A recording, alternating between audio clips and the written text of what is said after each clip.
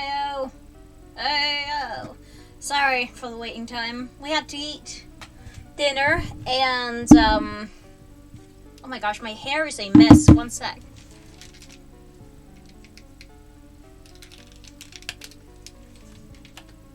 There.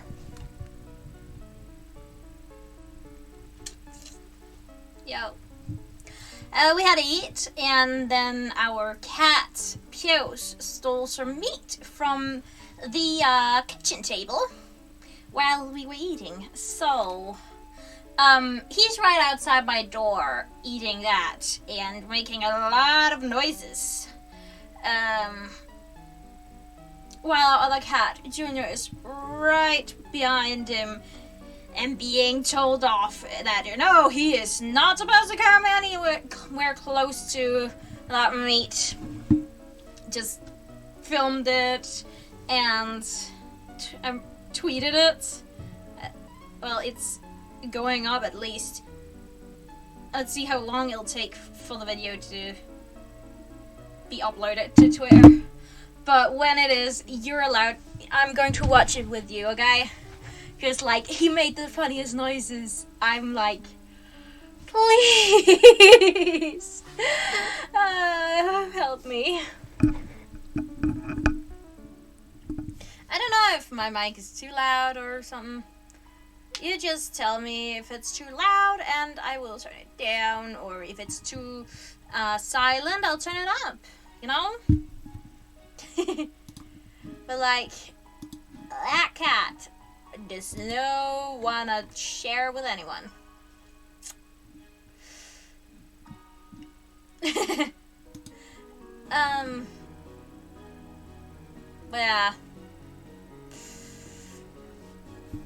I also got back to, I was about to say Twitter, but I'm already there.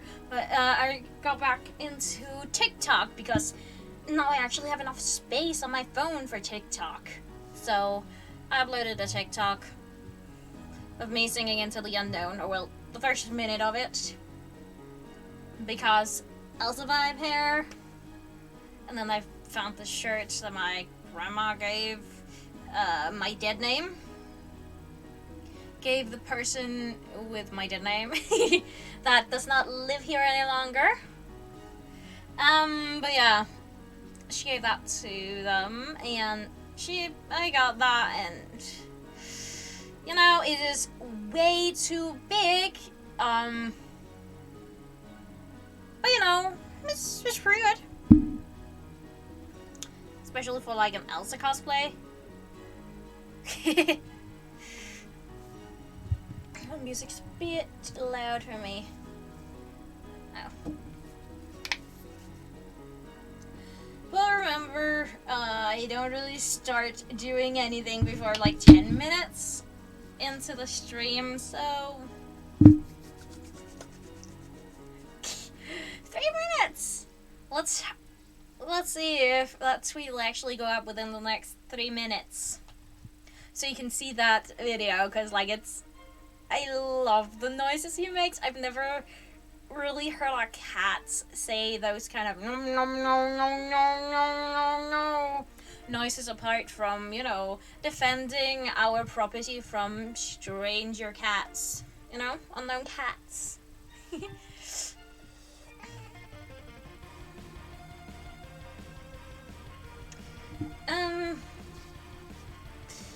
I also showered today, which is why my hands are you know, extra dry. So, and I don't know if the stream today also will be like 2.5 hours, like the past two days, because the chapter lengths of this book are completely different from the prior 5 books.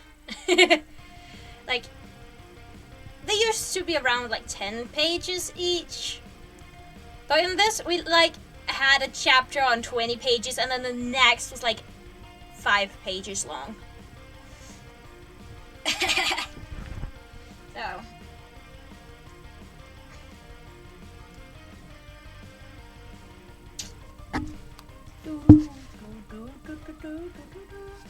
just gonna check this chapter.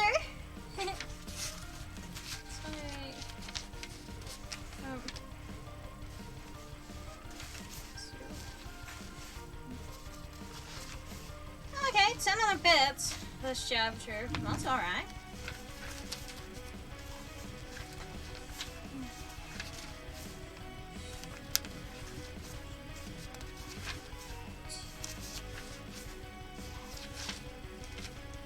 $13, 10, 13, 20,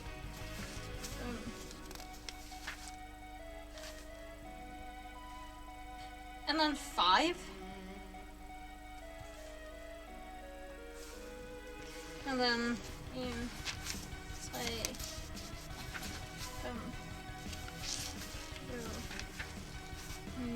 9.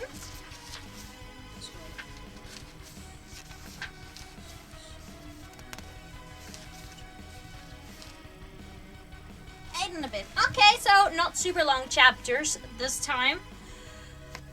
So we'll probably only be at like 2 hours at max. That's cool. That's cool. The tweet's not up yet.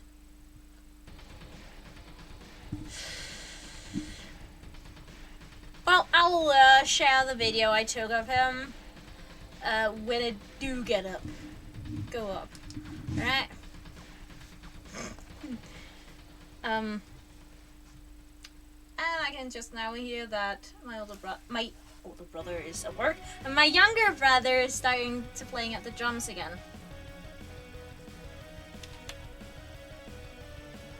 I can't hear Pios right now. That's the cat who stole the meat. So maybe he finished it already. Yeah. You just let me know if you can't hear me, you know. If I'm being too loud or not. Whoop, whoop, whoop, whoop. Yeah, baby. Da, da, da, Da, da, da, da. I'm like messing around with it. Like just leaning back so I won't get in the face of the face cam. Anyway, chapter 11. It's been 10 minutes, so we'll start. Oh no! Oh no! My book. Anyway, chapter 11. Moon did think about Darkstalker. She thought about him for the rest of the day as she explored the tunnels of the school during Kinkaju's sun time. She ran into a dead end and thought about what it must be like to be trapped in stone forever. She had the flurries of anxieties swirling around about how dangerous peril was, and she thought about having powers you can't control and what you can choose to do with them, or whether you can do with them isn't really up to you in the end. Whether what you do with them is really up to you in the end. Eventually, she realized she was going to have to talk to somebody. Whereas she was going to have to talk to a Nightwing. One from the tribe, not Starflight or Fate Speaker. There were 4 others at the school. Big Tail wouldn't be any help, even if he knew anything about Darkstalker. Which left Mindreader, Mighty Claws, and Fearless.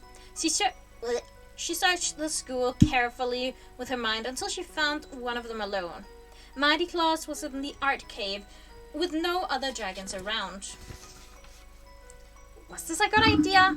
Mighty Claws was one of the more outwardly friendly dragons, but she'd seen darkness and jealousy in his head before.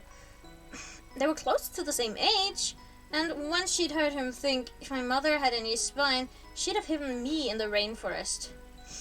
She hesitated in the entrance to the art cave. Normally the cave would have been flooded with sunlight, coming through holes in the walls and ceiling, but it was twilight out now. Art supplies were tucked into every crevice. Brushes, all colors of paint, blank scrolls, clay for sculpting, wood and glass and metal and beads, even a loom where someone had already begun a tapestry. Clever little wooden dragon statues were perched on outcroppings around the walls, with green or blue or orange glass beads for eyes. I'm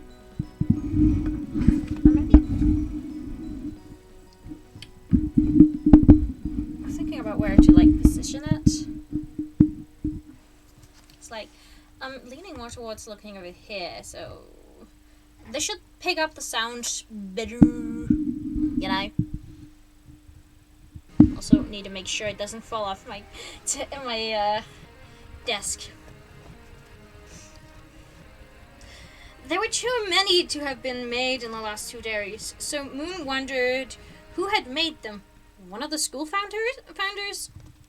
Over her head, a giant metalwork sculpture made of gleaming copper wire wound across the ceiling, looking like flames. Several clear glass globes were suspended from it, glowing with firelight now that the sun was going down.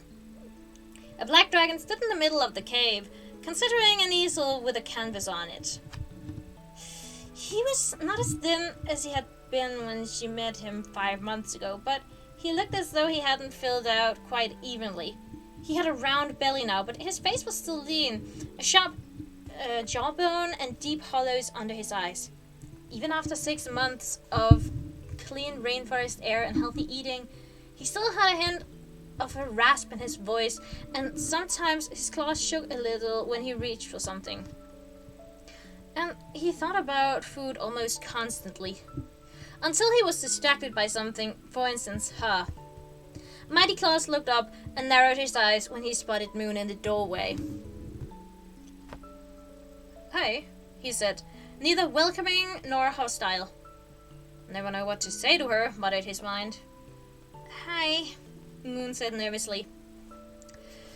He fiddled with a few small jars of paint on the table beside him, then glanced over at her again. "You here to paint?" he asked, just stared at me awkwardly. He thought the last part. Yes, Moon said. This was going to be a disaster. How could she get any answers to her questions if she couldn't even say 2 words to him? He gestured with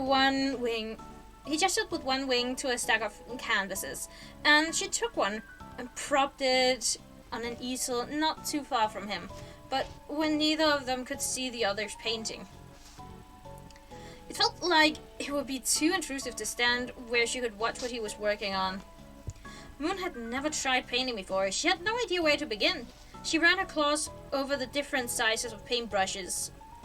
Smooth wooden handles, neat bristles ranging from fang-sharp thin to fat as a dragon's ear. After a minute, she chose one somewhere in the middle and brought it back to her canvas along with a few shades of blue and green.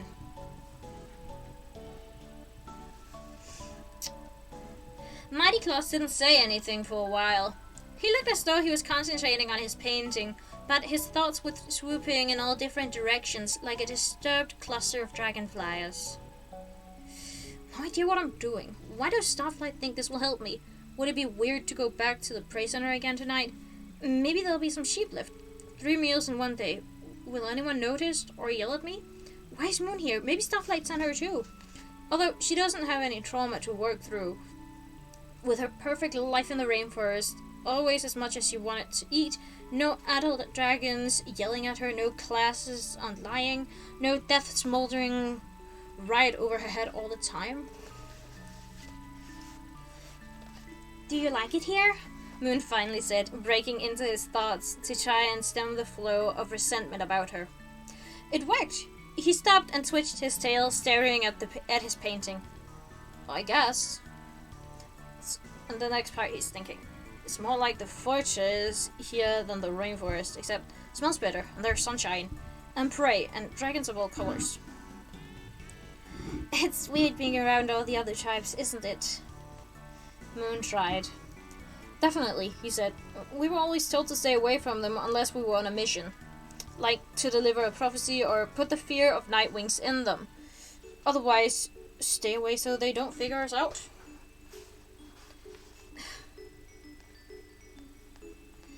That we're ordinary, you mean? Moon asked. He flicked his wings with a frown. There, I think it's picking up better this way.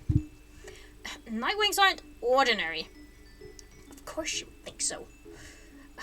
We're more intelligent than any other tribe. We shape the world. Other dragons just live in it. She could hear that he was parroting lines he'd heard over and over again from older Nightwings. I just mean that we don't have the powers we say we do. Right? Moon stammered. Maybe we don't right now, Mighty Claus said. He looked away from her and stabbed his paintbrush into a pot of red paint. But we did, and we might again one day. We should have let everyone keep believing in them. We were well trained. No one would have guessed if we were careful. Especially after the success of the Dragonet prophecy. Well trained? Moon echoed. Our classes. Mighty Claus slashed his brush across his canvas. How to lie, how to develop a convincing prophecy, how to sound like you're reading someone's mind. You missed out on all of that. Lounging around with sloths eating bananas all day. That's what he thought. But we had to trade all our secrets for safety. Now, thanks to Queen Glory and Deathbringer and Sunny and Stonemover, the whole world knows that Nightwings have no powers. No one respects us anymore. The looks the other dragons give me here, like I either ate their favorite scroll or I might suddenly burst into flames. And I don't know which. But is it true? Moon said hesitantly, that no one has powers anymore? Not anyone? He shook his head, glaring at his painting. Not in 100 years, he thought, if the old scrolls were true, if we ever had them in the first place. Why do you think we lost them? Moon wondered. Mighty Claus shrugged. He looked as if he was hoping to get out of the conversation by focusing on his canvas. But in his head she heard, maybe the volcano sucked it out of us, and she felt the heavy smoke and heat that lingered in this memory. They painted for a while in secret. In silence, I mean, not secret. Moon said finally, do you know anything about the Darkstalker? Mighty Claus jumped as if she'd flung paint all over him. Don't talk about him! Why would you ever talk about him? I just wondered, Moon said, startled. I thought he was a ghost story. No, he's definitely real, and he's definitely coming back to kill us all one day, Mighty Claus said with a shudder. My father used to tell me about him while he taught me to fly. He'd said, fly harder, imagine the Darkstalker is chasing you, or if you can't twist into it, dive faster than that, the Darkstalker will catch you and rip off your claws and eat your brain. He told me about how the tribe buried him a long time ago and then ran away to hide, but he's slowly clawing his way out, and one day he'll break free and come back to kill us all for revenge. Moon blinked at him for a minute before she realized she was dripping cerulean paint all over her talons. Wow, Darkstalker whispered in her head. I seem to have gotten a lot scarier in the last 2,000 years. You must have been pretty scary to begin with, Moon observed, if the whole tribe moved to hide from you even after you'd been defeated. Completely unnecessary. A huge overreaction. I killed one dragon who deserved it. What did he do? Moon asked Mighty Claus.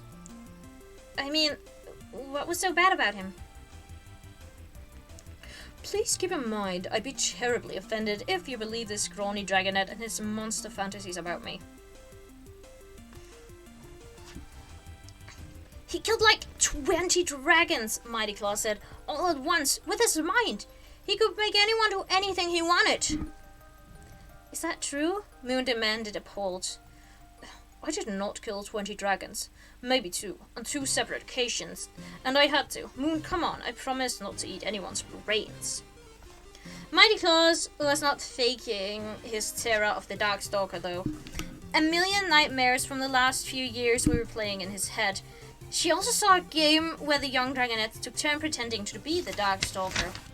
Hiding for a long time, then bursting out to chase and attack the others. Mighty Claus had never liked that game. It always made his nightmares worse. Does anyone know where he's buried? She asked. Mighty Claus wrinkled his snout at her. Of course not. That was thousands of years ago. Oh, what about the old Nightwing Kingdom? She asked. Where was it? I have no idea, he said. What's with all the questions? Oh, she said. I wondered. I mean, you're right. I missed out on all this stuff, and Nightwing Dragonette should know. I thought maybe if I knew more, I'd be more of a Nightwing. Mighty Claus stepped around his easel to look at her canvas. She'd painted, quite badly, an evening sky twinkling with stars and all 3 moons over a quiet rainforest scene of green leaves and crooked trees. He took one look at it and snorted, then grabbed his painting and threw it on the floor at her feet. It was a painting of the volcano she'd seen so many times in the Nightwing's heads. Red and gold lava spilled down the sides of the Black Mountain, and a dark cloud of smoke hung over everything, so you couldn't tell if it was day or night. It took a minute of looking at it to realize that Mighty Claus had painted hidden eyes and teeth all over the volcano, as if it was watching, waiting to devour someone.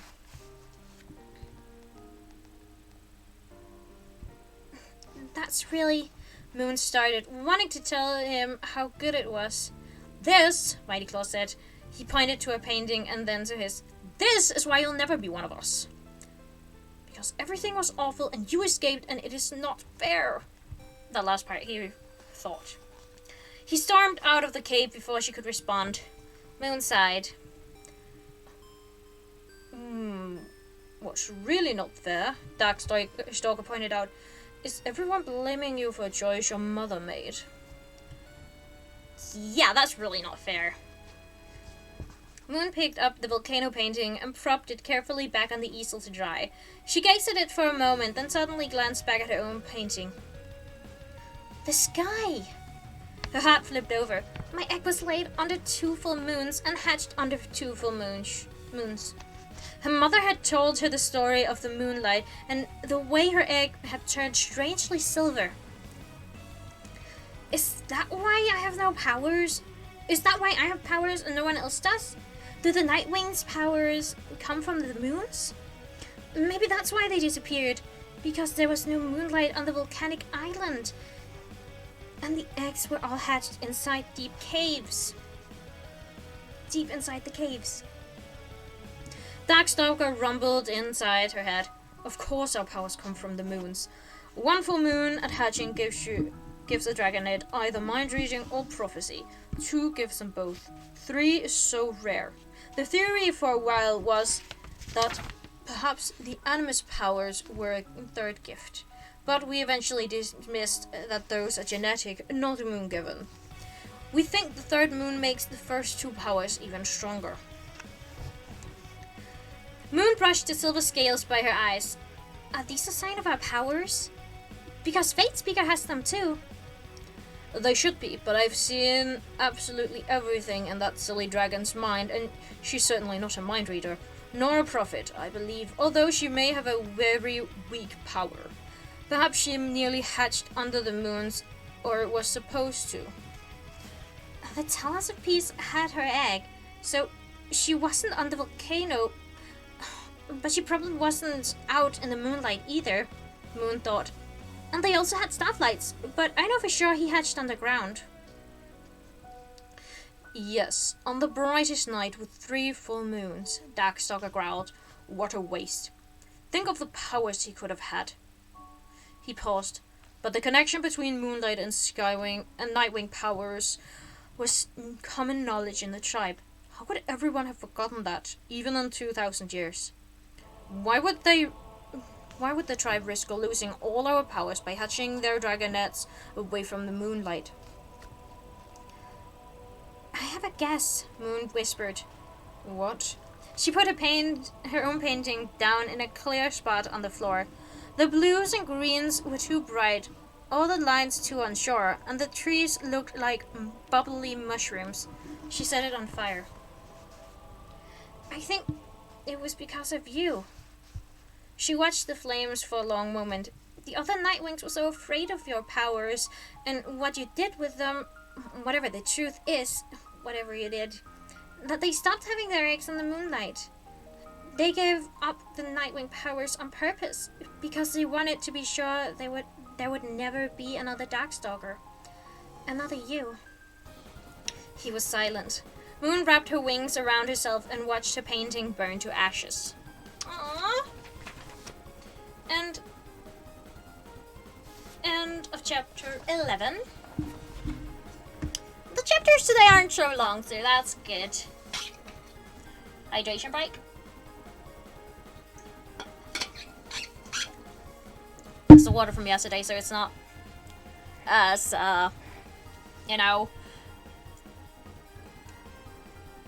cold. There it was. As cold. Alright, let's check if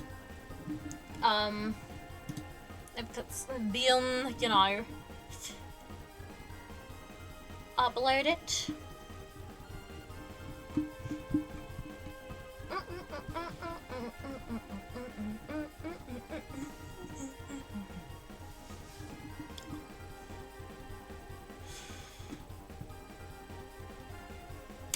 It doesn't look like it.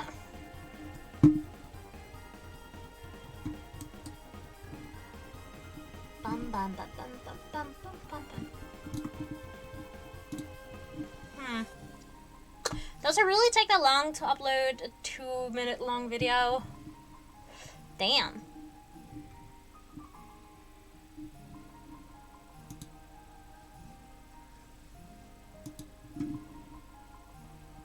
Nope, it's not here. Well. Oh yeah. And I'm also very, very broke right now. hairdresser's tomorrow. I need to ask my older brother if he could send me somebody. Because I'm super broke and I really need a haircut. Anyway. I need to yawn.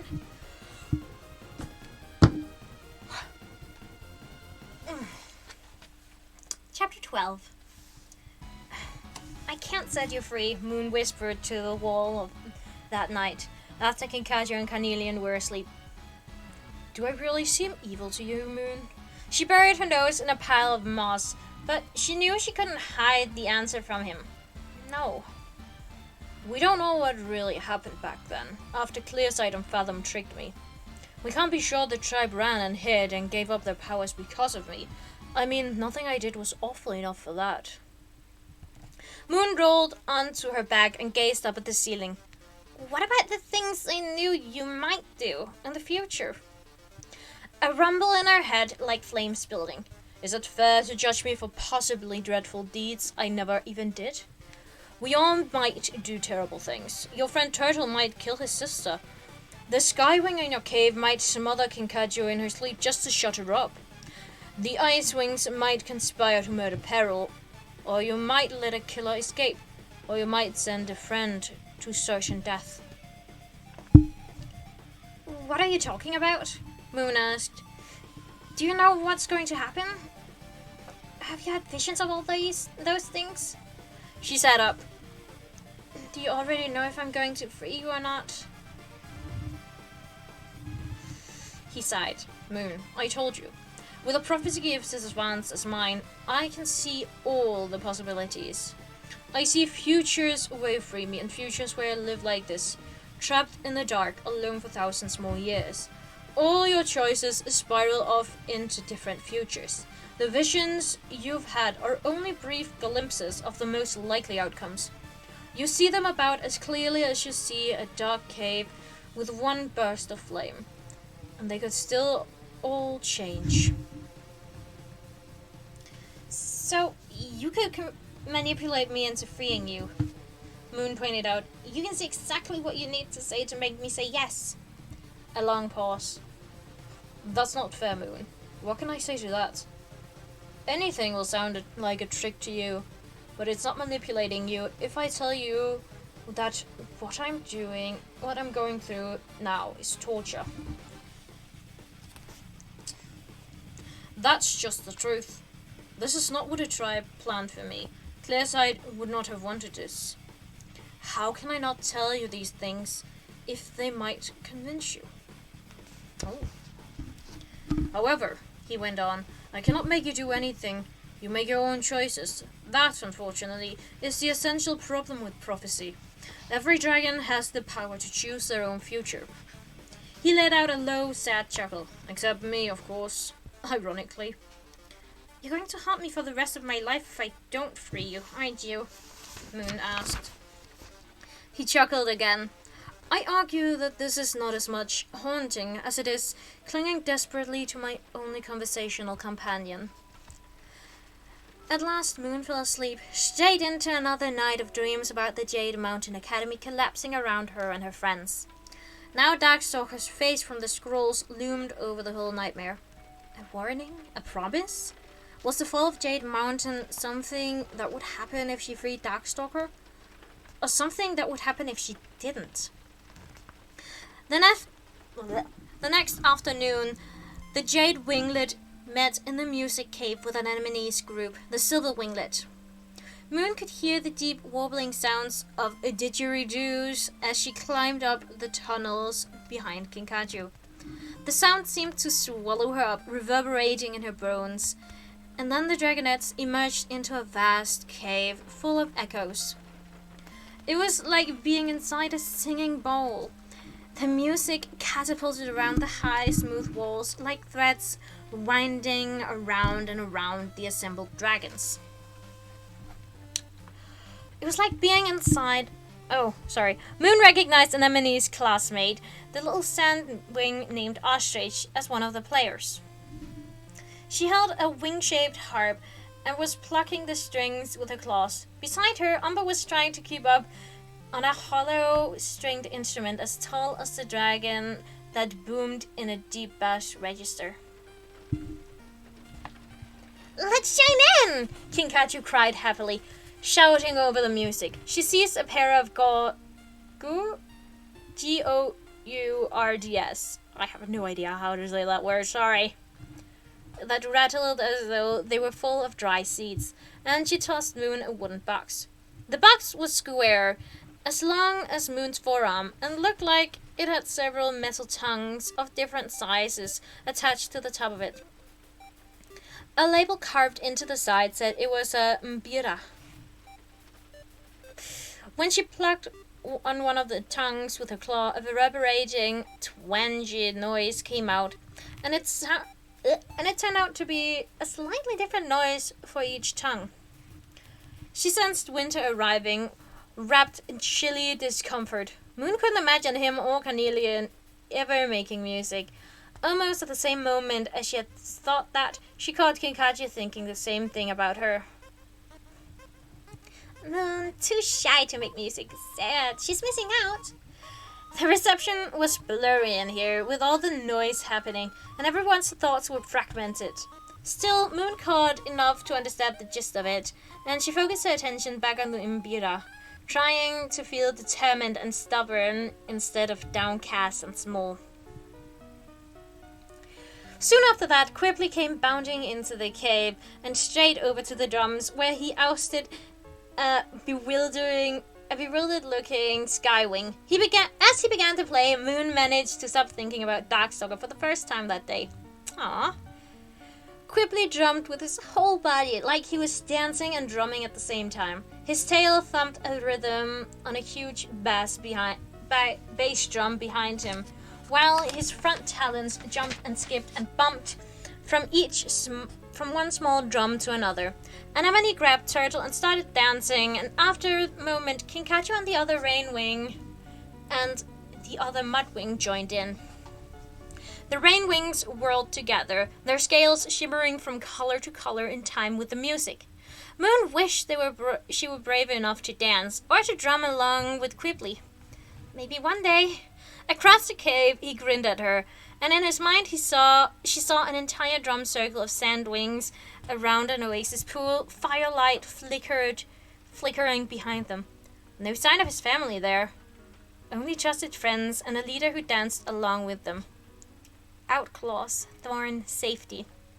The scene melted back into the thundering rhythms. It was even better than the raindrop trick, here with the drums echoing off all the walls and swallowing individual thoughts. Moon felt like her head was clear and she didn't have to worry about anything.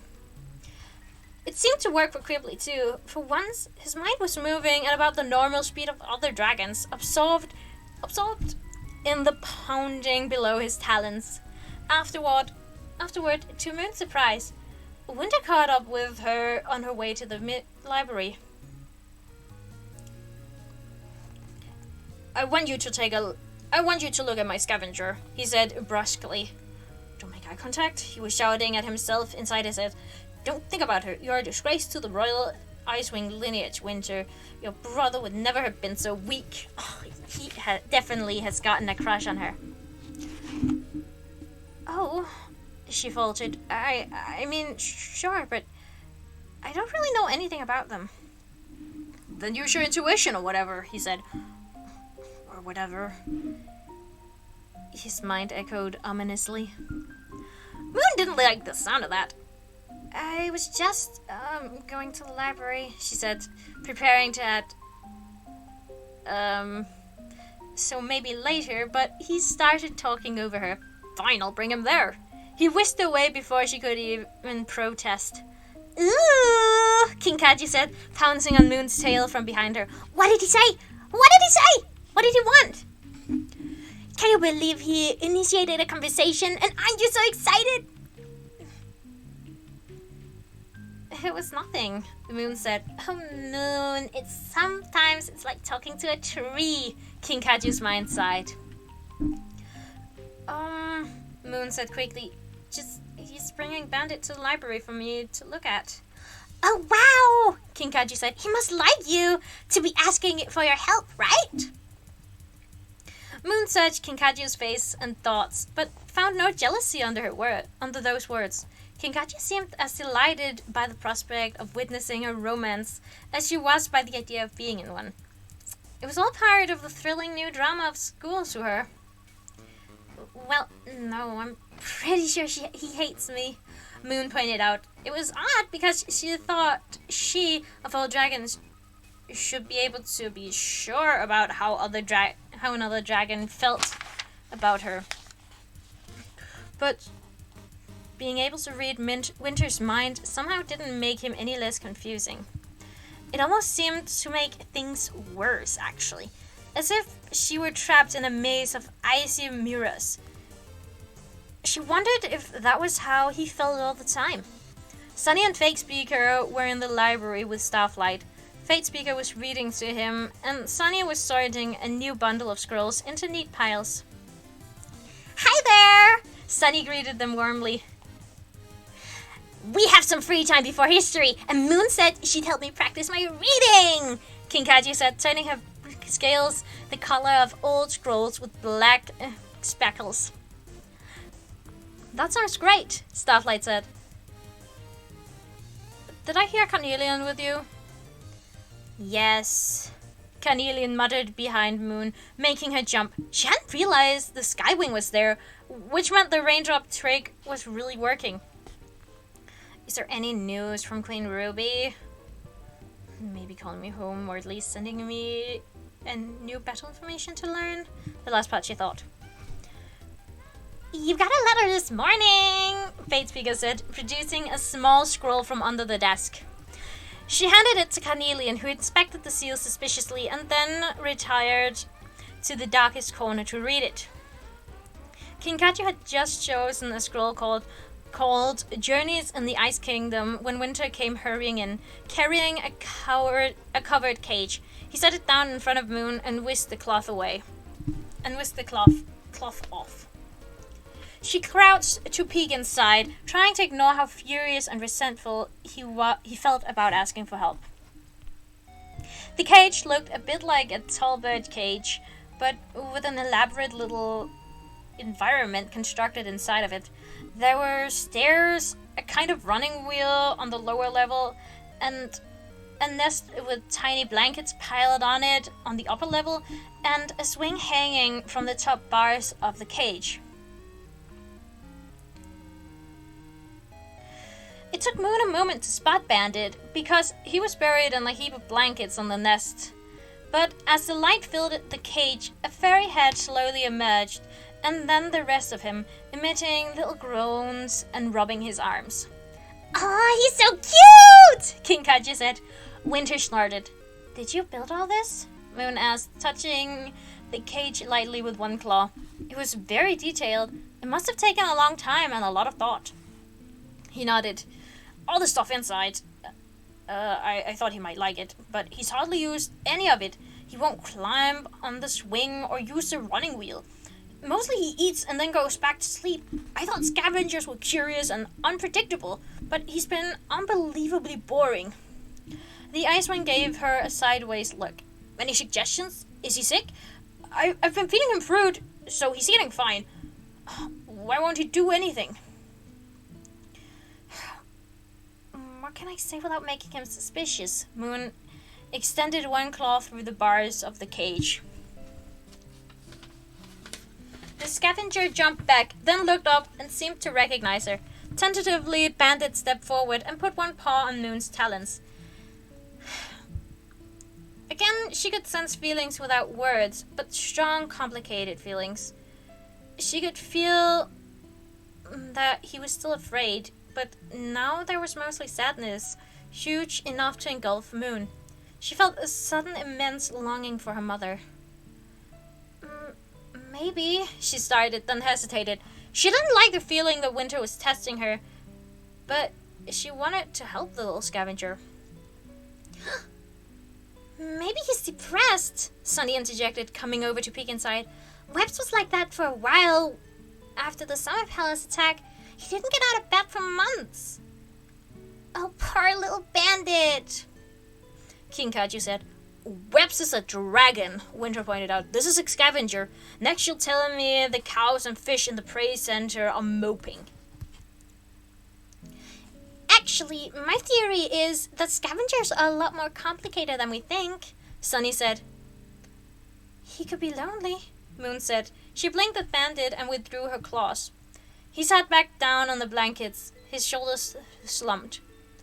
That's true, Sunny said. Scavengers usually live in packs, although I met one who was happy with just the company of dragons for a long time, but Flower was kind of special. Bandit might be special, Winter huffed. He might be delicious, Carnelian muttered from her corner. She was grumpier than ever because the letter had rejected her official request to be sent back to battle training. I can think of one good way to find out. Winter hissed at her. He turned to Moon and growled. So what? Should I get another scavenger just to keep this one happy? What if that one is depressed too? Or you could make friends with it, Moon suggested and stopped, startled by her own boldness. He folded his wings back and drew his head up. What? Flower and Smolder seemed to really like each other, Sunny said. How am I supposed to do that? Winter demanded. He flung the cover back on the cage. This is useless, he growled, and stomped back out of the library with it. Sunny shrugged at Moon. Don't feel bad. He's just worried about Bandit. Oh, you can't see me. Whoops.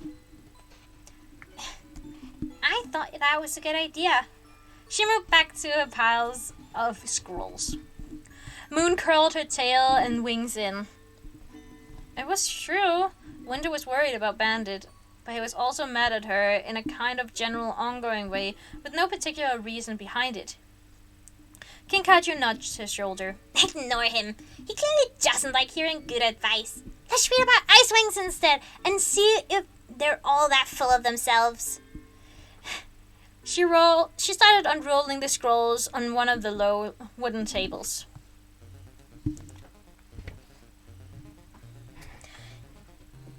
Golari once told me that Ice Wings and Night Wings have always hated each other, and it goes back to some big tragedy in the Ice Wings' past. But she didn't know what it was. The scrolls she read were mostly written by Night Wings or Sea Wings and never talked about the details. I'm so curious, aren't you? Did you try asking Starflight? Moon asked. Yes, but he didn't know either, Kinkaju said. So I have to learn to read, so I can read all the scrolls ever written about Ice Wings and figure it out myself. They worked on the scroll for a while, with Kinkaju puzzling out the words and turning lavender with delight when she got them right. After a while, Moon paused, thinking, and said, Winter or Icicle might be able to tell you. Can you imagine them telling me anything? Kinkaju said, turning herself a chilly blue. We don't share Ice Wing secrets with mere Rain Wings, hearty sniff. Moon giggled, and Starflight looked up with a smile. I'm so glad you two are getting along, he said. We spent a lot of time working on out all the clawmates. I'm still not sure about all of them, Sunny chimed in, frowning anxiously. Like me? Carnelian asked. She had been pacing along the shelves, pulling out scrolls, glancing at them, and shoving them back in. And now she came stomping over to the desk. Maybe you could move me to a cave where there's a little less talking all the time. Don't be silly, Kinkaju said. Moon hardly ever talks. She talks more in her sleep than she ever does when she's awake. I do? Moon said, horrified.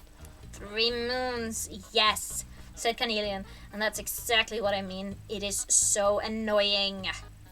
One of them talks all day, and the other one yammers all night. Mother, why didn't you ever tell me this? Why didn't you warn me? Why didn't you think that talking in my sleep might put me and my secrets in danger? What do I say? Moon asked nervously. All kinds of fascinating nonsense, Kinkachi said. Darkness and thunder and talons of doom and who knows what else. You must be reading something really exciting. Can I borrow it when you're done? Moon said, shifting on her talons. You know, I think I might head to history a little early, if that's alright. Why? Kinkachu asked. I just want to look at the old maps. Now that she said it, it sounded like a good idea. Maybe she'd find a clue about the old Night Kingdom somewhere on there. Kinkachu wrinkled her nose until it turned pale orange. Spent more time in that dank hole? No, thank you. I'll be here when I have to. I doubt the maps will be helpful, Darkstalker pointed out as Moon headed through the Great Hall. I know, Moon thought. Nightwings were the ones making the maps for hundreds of years, and they made sure to erase any trace of either Nightwing Kingdom, old or new. Still, maybe there's something. At least you're looking, he said quietly. Maybe you haven't completely forsaken me yet. I don't.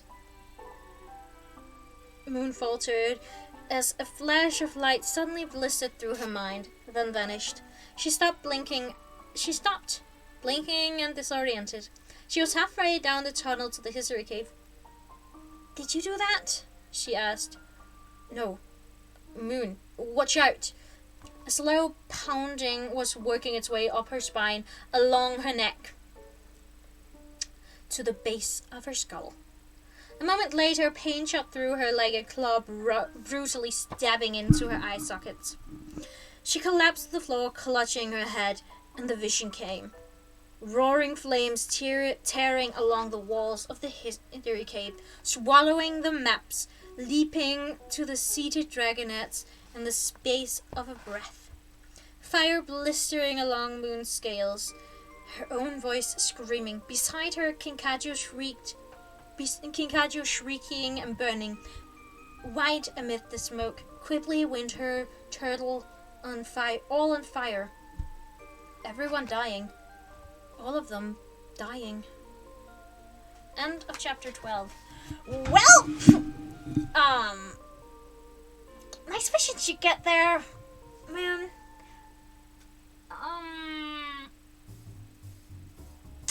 Yikes. Only I don't have her abilities.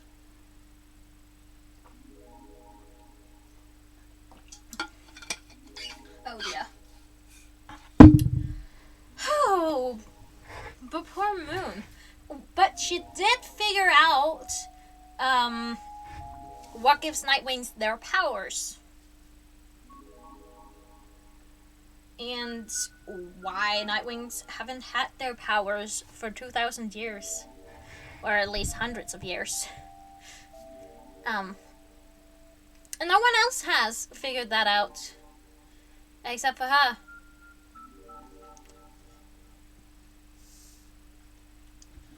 Anyway.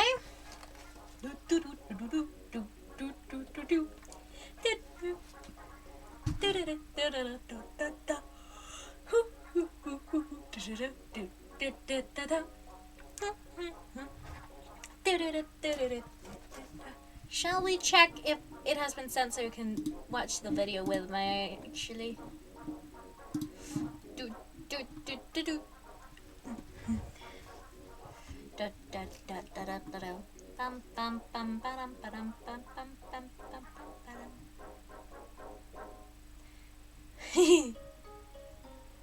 It still hasn't? Huh.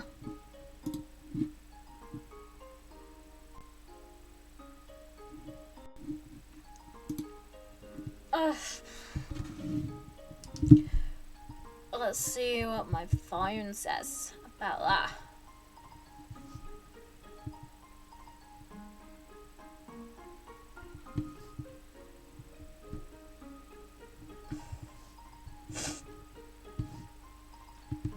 Seriously? Dang It's taken forever. Okay. Well, pretty sure you won't be able to see it today. Sorry. I'll show it tomorrow then. Because those noises were weird. Anyway. Chapter 13. Moon, Darkstalker shouted, perhaps more than once, dragging her back to herself. Moon, it's not real. You're alright. She staggered up and caught herself against the rough stone side of the tunnel. What do you mean it's not real? She asked. Her heartbeat was too fast, squeezing her chest so she could hardly breathe. I mean, it could have been, but it won't be, he said. Whatever it was, it's in the history cave. Stay away from there, and... The vision returned, fiercer and more agonizing than before. Now Moon was outside the history cave, and fire was pouring into the tunnel, along with the screaming, burning figures of her friends. Kinkajou stumbled to the ground in front of Moon, her wings turning to crisps, and black as flames ate them away. Carnelian's voice howled in pain from inside. Tamarin and Umber lay half in, half out of the cave, gasping as dark smoke filled their lungs. Moon! Moon! Darkstalker pulled her out again. Close your eyes. I can take your mind to a safe place where you won't see any of this. No! Moon shouted. Don't do that!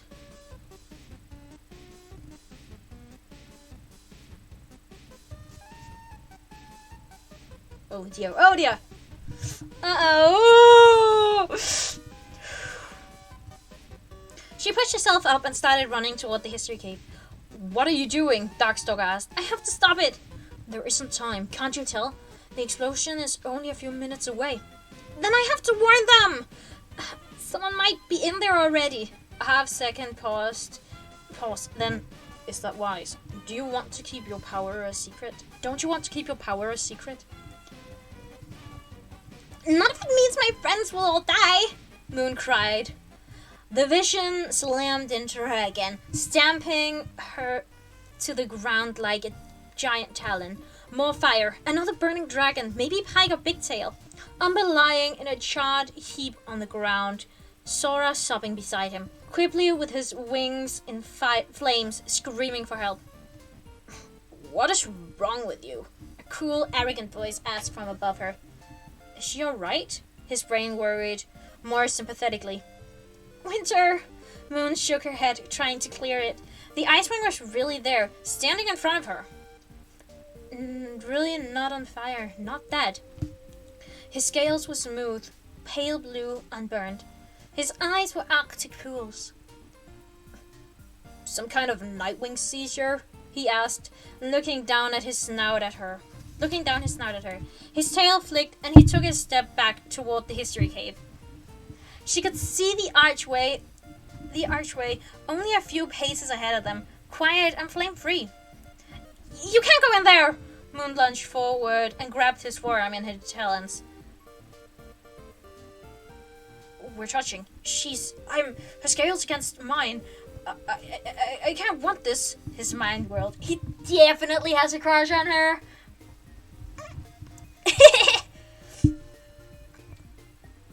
What are you doing? He barked, but didn't pull away.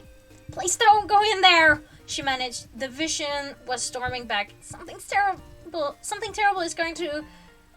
Quibbly burning, Tamarin burning, Winter safe, Icicle safe, Kinkajou burning.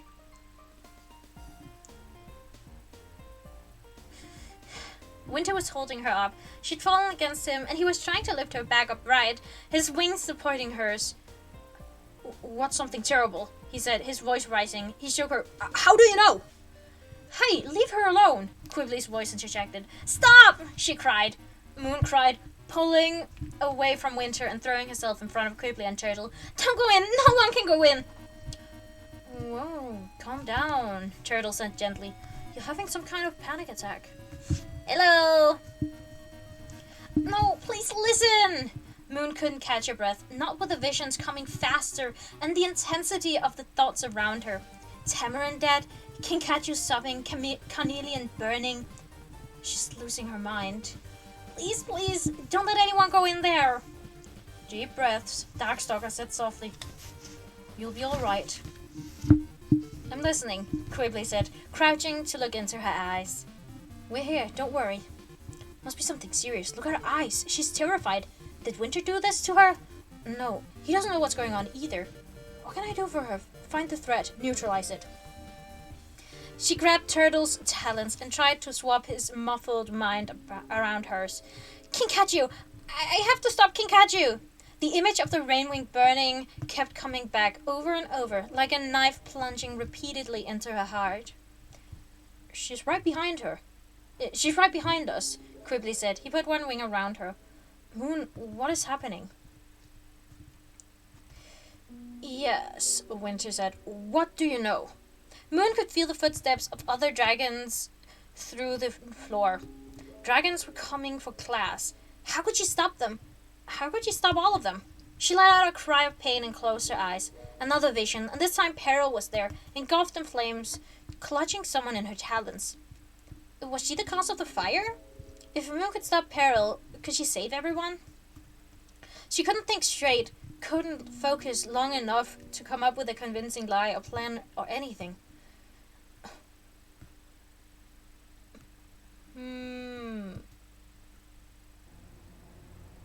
Who is saying this? I don't know.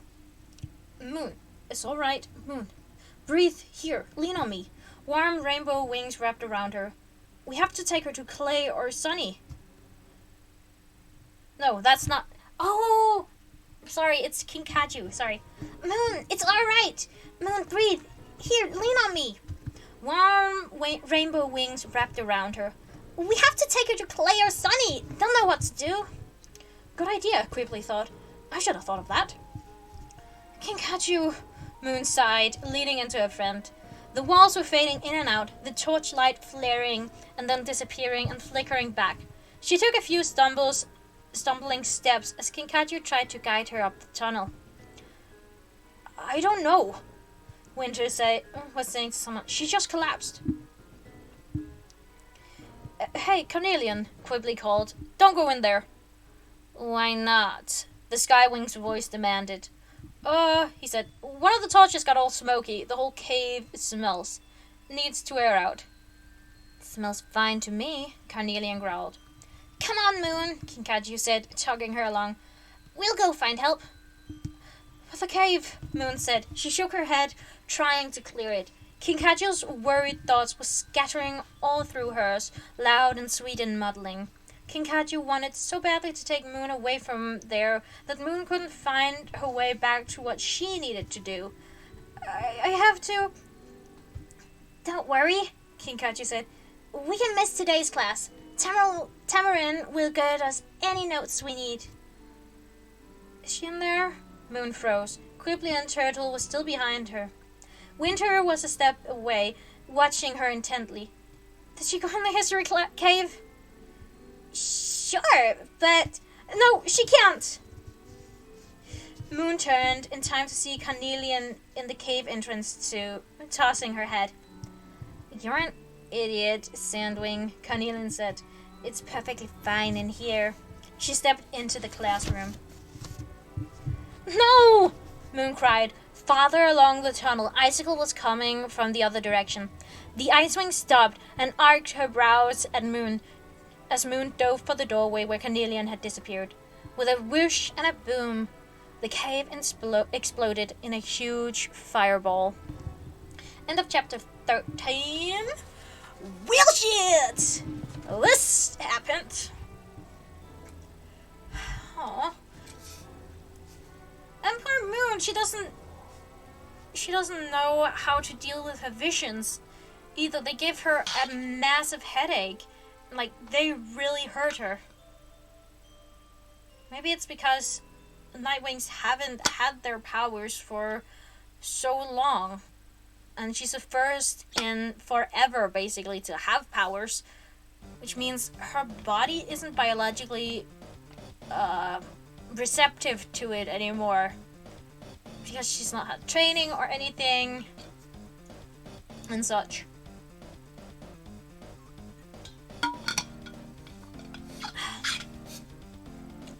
Anyway, 2 chapters left. Also, that bloody video, please, hasn't it been uploaded yet? I really want to show you. Otherwise, you can look at it on my Twitter once it finally goes up. Just like, freaking hilarious. The voices he made, the sounds he made, and everything.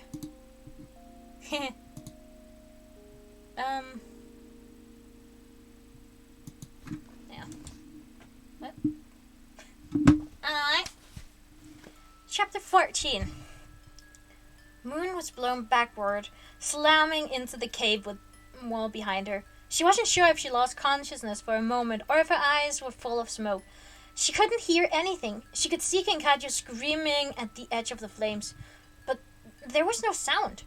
Everything was coming through loud and clear inside her head, though.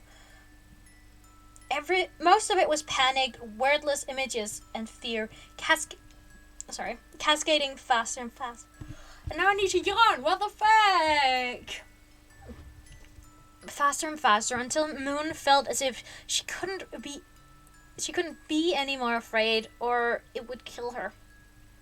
Listen to me, Darkstalker said commandingly. I'm the calmest voice you can hear.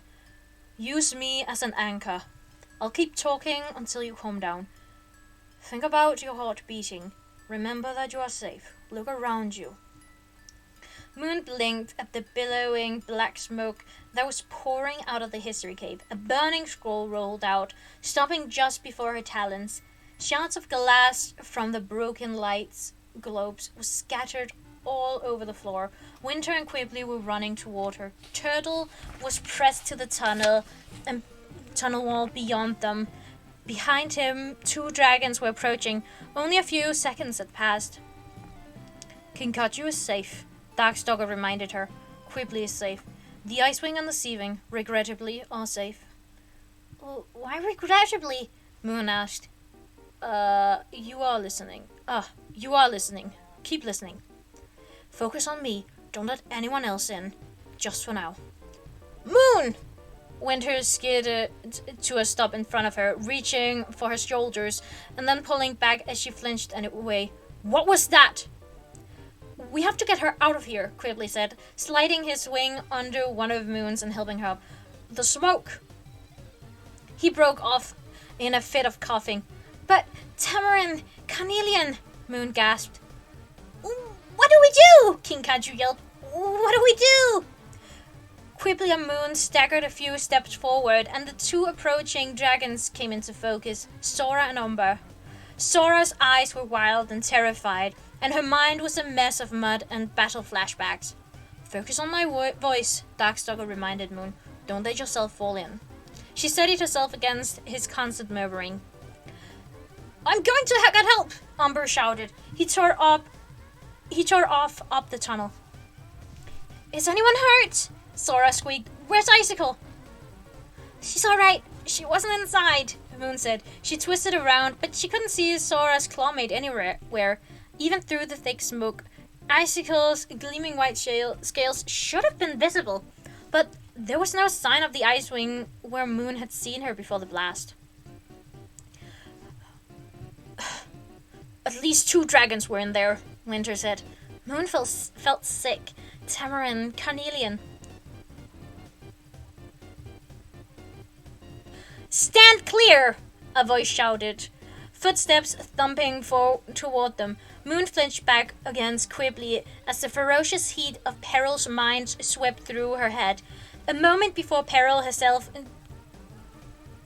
came charging through the smoke. She didn't stop to look at them. She ran straight into the burning cave. 3 moons!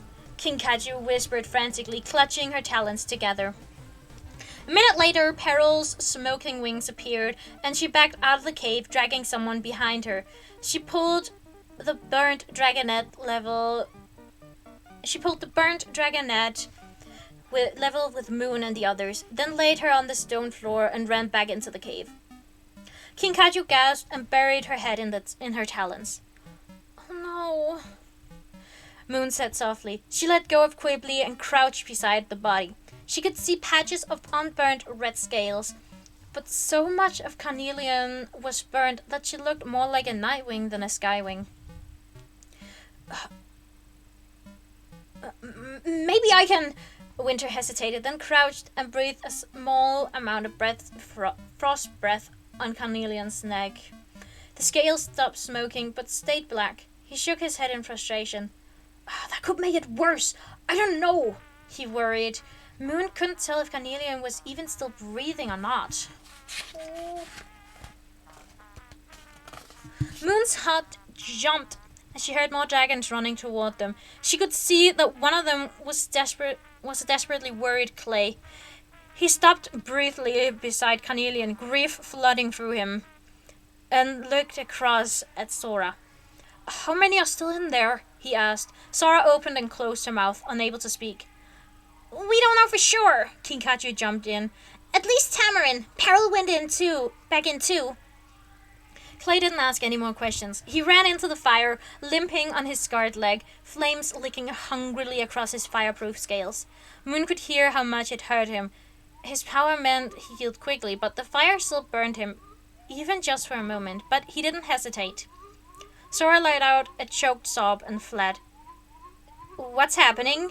Onyx demanded from behind Moon. She and Pike stared in bewilderment at the roaring flames. Tamarin, Kinkaju whispered.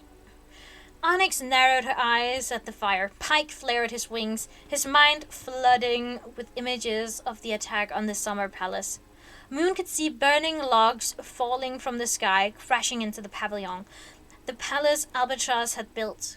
She could see sea wings desperately trying to escape through a narrow tunnel. She saw small explosions going off as some of the flaming projectiles smashed into panicking dragons. We shouldn't be breathing this, Quibbly said, trying to steer Moon away from the fire. The smoke is as bad as the fire if we breathe too much. I'm not leaving until I know Tamarin's alright, Kinkaju said. Moon shook her head in agreement and Quibbly gave up. A movement in the smoke, and then Clay emerged, carrying a dragonet slung across his back. Behind him was Peril with another dragonet.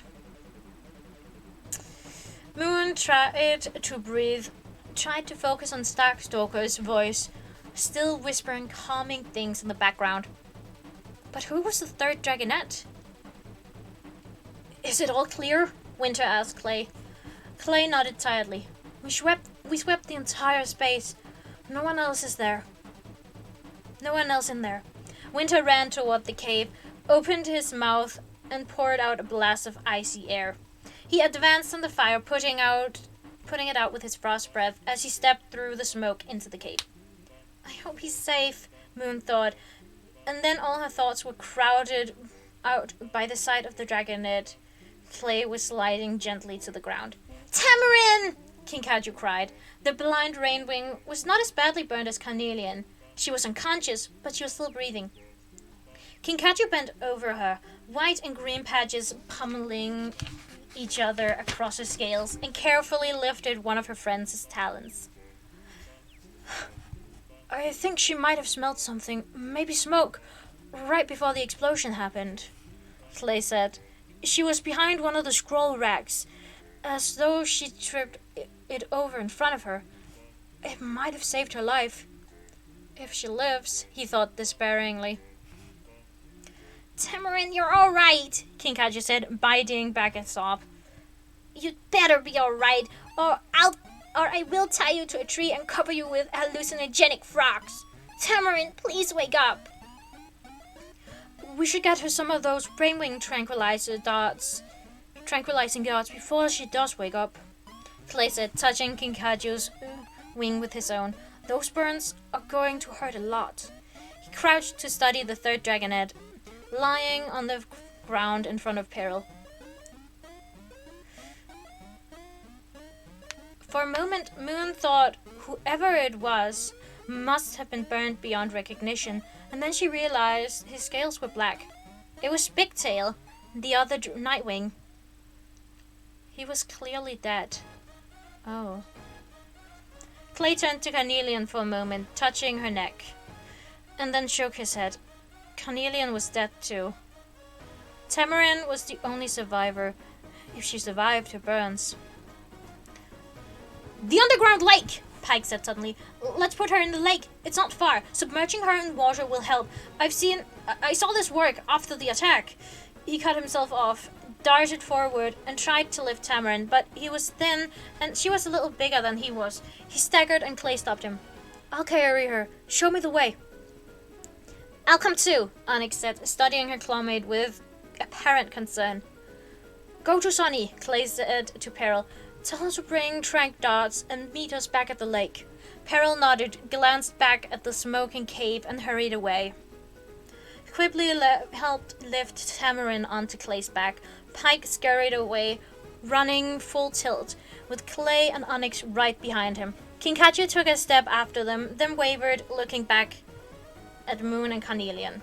By the time her mind said, go with Tamarin, Moon will be fine, they were gone, and she didn't know where the lake was. Moon, you're bleeding, Quibbly said. Moon finally noticed the trail of blood down her left shoulder and a sharp pain at the back of her head. I'm alright, she said, touching her skull gingerly. She could hear a lot more dragons coming their way, Tsunami and Sunny among them. You have a lot of explaining to do, Darkstalker said quietly. Start thinking of a good lie now. Let's go to the infirmary, Kinkajou said. Wait, Winter said, emerging from the cave. Behind him, the fire was hissing out. The wrecked cave was covered in ice crystals, a gleaming layer of silver over black, frost over soot. Scraps of burnt rolls littered the ground, and the ashes of the maps on the walls were still drifting down. At least it wasn't the library, Moon thought. How had everything burned so fast? Even with the scrolls and maps, it shouldn't have been such a big fire, surely. And how did it start?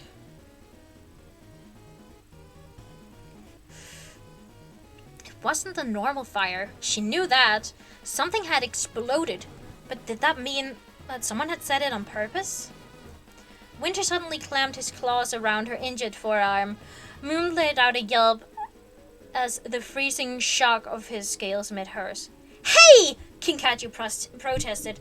Don't, Quibbly started, but Winter didn't stop. He dragged Moon down the tunnel away from the smoke. She could hear Quibbly and Kinkajou and another pair of claws scrambling to follow them. Oh, what are you doing? Moon asked him. His grip was like being trapped in ice. Trying to pull away did no good. And when most dragons' minds became clearer when she touched them, his became too bright and painfully dazzling, reflecting back at her like sun off a field of snow. All she could get were flashes of sharp anger, which she really could have figured out on her own from his expression. Here, Winter said, pushing her into a tall, narrow cave where the air was clean enough to breathe. They were out of sight of the fire, but close enough that Moon could still sense the dragons gathering there. Her claws scraped against squat stalagmites. I keep saying stalagmites. It's stalagmites jutting from the floor. The sound of water dripping somewhere slowly, drop by drop, echoed against the looming walls and distant ceiling. Quibbly, Kinkajou, and Turtle burst into the cavern behind them, bristling with outraged thoughts. Quibbly had grabbed a torch along the way and shoved it into a crack in the wall, adding another circle of firelight to the space. You can't just push your friends around like that, Kinkajou said, hurrying over to Moon, especially when she's hurt. Moon, there's something in this wound. She reached out, but didn't touch it. Moon twisted her neck and saw that there was something sticking out of the cut in her shoulder, like a collection of tiny, sharp splinters. Quibbly lifted his venomous tail and glared at Winter, but before he could say anything, Winter took a menacing step toward Moon and pointed one silver claw at her. You knew, he snarled. That's why you tried to stop us from going in. You knew about the explosion and the fire before it happened. He took another step until all she could see was his bright orange was a bright orange reflection of the torchlight in his eyes. So, he hissed, exactly how did you know? End of chapter 14.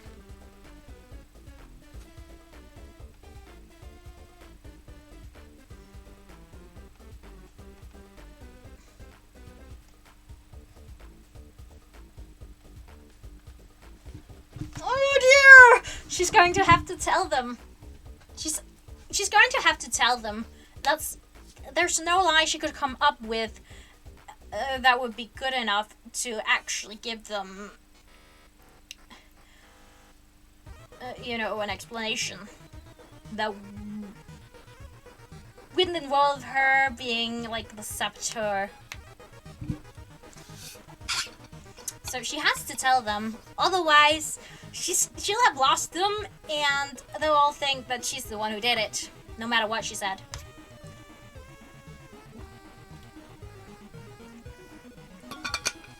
So, but we're on to the last chapter. Please, I hope to everything that we do not end on a huge cliffhanger. I'm so glad this wasn't chapter 15 we just ended. Winter's words had an instant effect on the other three dragonettes.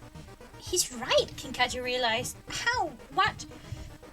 Turtle's mind was as opaque as ever, but he shifted on his talons and gave Moon a curious frown. Westfall was quibbly. How did you know? She couldn't have done this, could she? She's a dragon with secrets, and Thorn said not to trust Nightwings, but why would she? I know I haven't figured it out yet, but I don't see violence in her, and yet, how did you know? But if she set the fire, why would she try to stop us from going in? But surely she couldn't have. I can't believe I'm thinking this. You didn't. Sorry, but you didn't have anything to do with, he started. No, Moon cried. Of course not. She brushed away tears, trying to keep her voice steady, trying not to think about Carnelian, or how everything was now falling apart. I've never had anyone. I know, Quibbly said, but not convincingly. She was better at hunting than anyone expected. There is strength beneath those scales. In the right circumstances, wouldn't any dragon be capable of hurting another, even her? But why?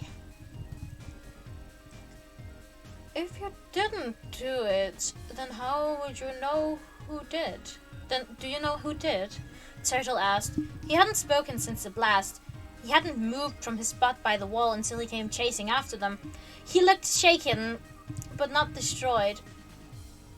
Moon wished she knew what he was thinking. Did he suspect her too? Or maybe you saw something, Kinkachi suggested hopefully. Something that warned you. That might work, Darkstalker said. At least two of them want to believe that. Start with that lie and build from there. I don't want to tell them any lies, Moon pointed out, even ones they want to believe. She pressed her front talons together, feeling a wrenching fear all through her chest. Her mother was echoing through her head. Never tell anyone about your curse. Never let anyone find out. It will be the end of everything. There's only one explanation, Winter hissed through his teeth, looking down his snout. You did this! You set the fire! I don't know why yet, but I will find out.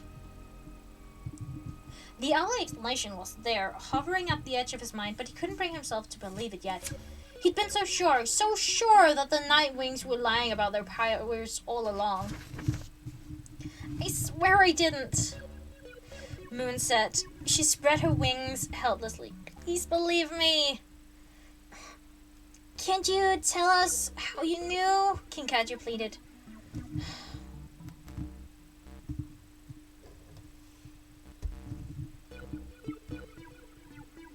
Shit.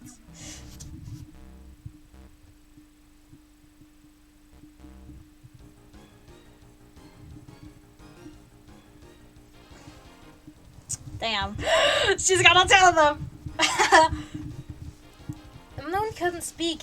She felt as if there were claws clamped around her throat, as though her worst fear were trying to choke her so she wouldn't reveal her secrets.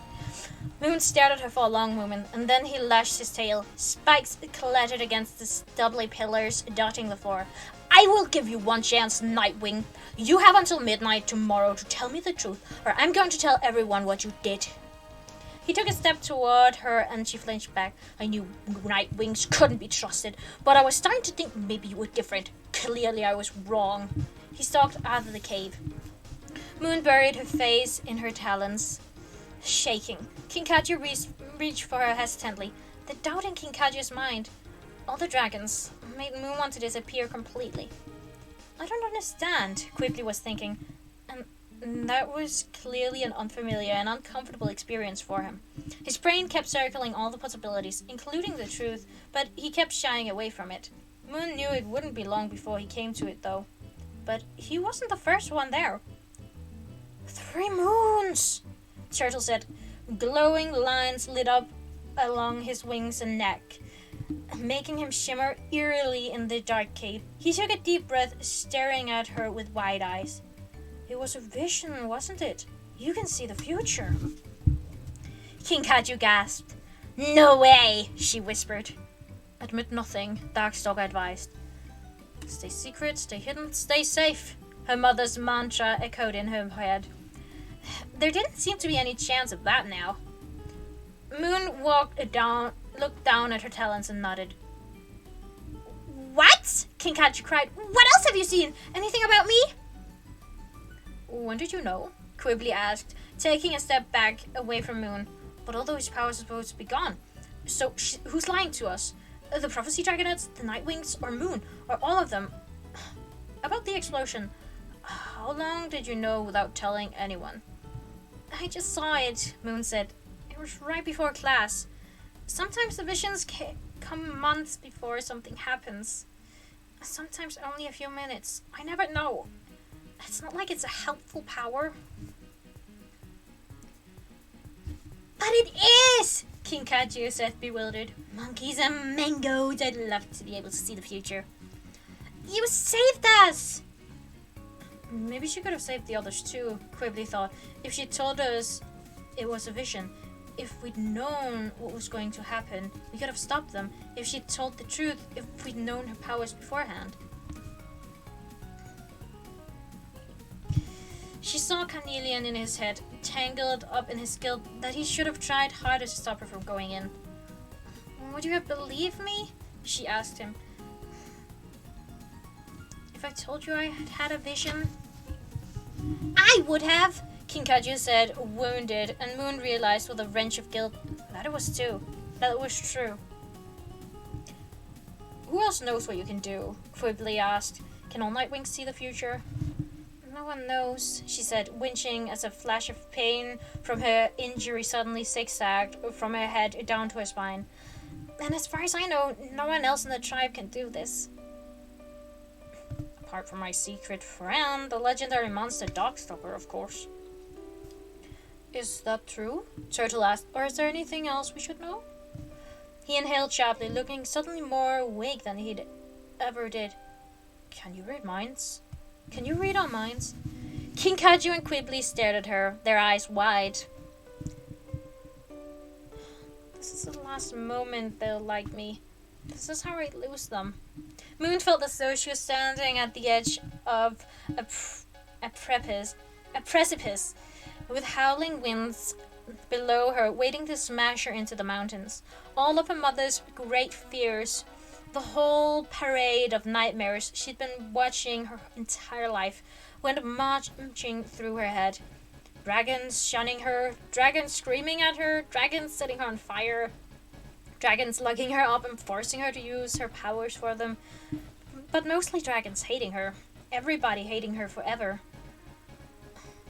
Just lie, Darkstalker whispered. Hold on to your one advantage. Secret, hidden, safe. But Moon could hear what her friends were thinking too. Quigley. Won't she just lie to us? How can I trust her? How will I ever know if she's lying? And Kinkaju, the dragon who wanted to be her best friend. I believe in Moon. She'll tell us the truth. How could she be the deceitful Nightwing Winter thought she was? when she had the choice to be the dragon Kinkachu saw. Yes, Moon confessed. I can read your minds. I'm sorry, she turned to Kinkachu. I'm really sorry. I can't help it. It just happens. It always happens. I can't turn it off. Please don't tell anyone. Is she hearing my thoughts right now? Quickly wondered. He clearly saw the answer on her face because he took another step back. What has she heard?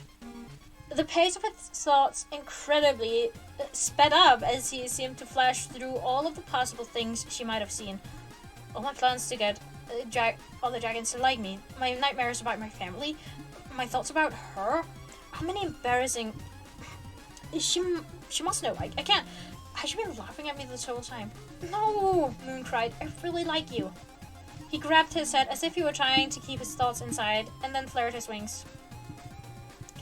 What if I accidentally think about one of Thorn's secrets, or one of the hidden dens of the Outlaws? Secrets he didn't understand started spilling through his head. Or what if he hears some of the terrible things I think about all the dragons? Who would ever like me if they knew what I thought about everyone? Talons and tails. He mumbled, this is not okay. I have to get out of here. He turned and bolted through the cave entrance, disappearing beyond the torchlight. I don't understand, Moon thought, half to herself and half to Dogstalker. I never thought anything more terrible than any other dragon.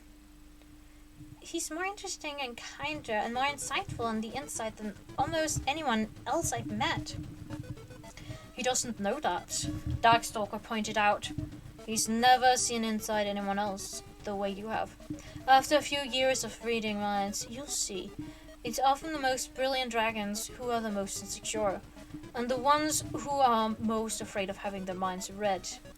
Because they think they must have the worst, lowest thoughts of everyone, and nowhere near as bad as the ones who complacently don't care because they assume everyone else is as terrible as they are. Mostly everyone is terrible. Is terrible, by the way. I wish you told me, Kinkachu said. Her head was spinning. I thought she was going to be my best friend, but all along she was hiding this huge secret from me. And now Carnelian is dead, and Tamarin is hurt, and someone tried to blow us up, and there are all these grumpy dragons here, and school is nothing like I expected. I wish it was yesterday. I wish none of this has happened. I wish someone could see the future I wish someone who could see the future had maybe stopped all this from happening. I'm sorry, Moon said again, hunching her shoulders miserably. I was afraid. It's not exactly the first thing I tell other dragons. Well, it should be, Kinkachu said, fiercely enough to make Moon flinch. If you're going to be in our heads, hearing everything, then you should at least warn your friends. If you're seeing the future and it's bad and you really have to tell someone. I don't understand you. I didn't want you to hate me, Moon said. Well, did you want me to trust you? Kinkachu demanded. Because this is the opposite of how to do that. Orange and red were starting to flicker through her scales. Why am I even bothering? She knows what I think. She can hear it all herself. I have to go check on Tamarin. I need to think. The kind of thinking that's just between me and me, she added sternly. And then she was gone too, leaving Moon and Turtle. That's what happens, Darkstalker said with a sigh. But don't worry. They'll come crawling back when they need you. I don't want them to crawl, Moon thought with a shudder. Now what I do about Winter, if Quickly and Kinkachu reacted that badly, would he hate me even more than they do? But if I don't tell him something by tomorrow, everyone would think I set that fire, that I killed Carnelian and Becktails. She sank to the floor, wrapped her wings around herself, and started to cry. After a moment, she felt a wing gently brush her back. Even when he was touching her, she couldn't sense anything but that quiet fuss from Turtle. He looked down at her with his dark green eyes. Come with me. End of chapter 15. Well, that went as well as I could have hoped. Poor Moon. But like, I understand her friends, how they reacted, but they should also realize that this is not easy on her either. Oh, like there's no good guy, bad guy here.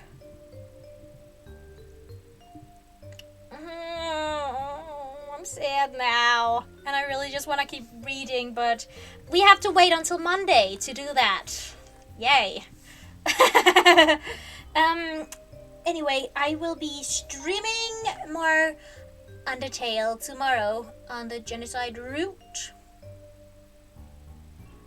so I can get my mind off of this book with killing some monsters in the underground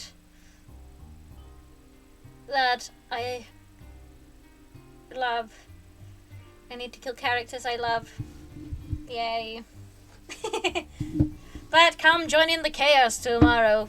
Bring chaos to my chat. But respect the rules though. But yeah. I'll just check one more time if that freaking tweet has been uploaded. Because I really want to show you guys that video. Oh, that was the wrong one. No, stop that.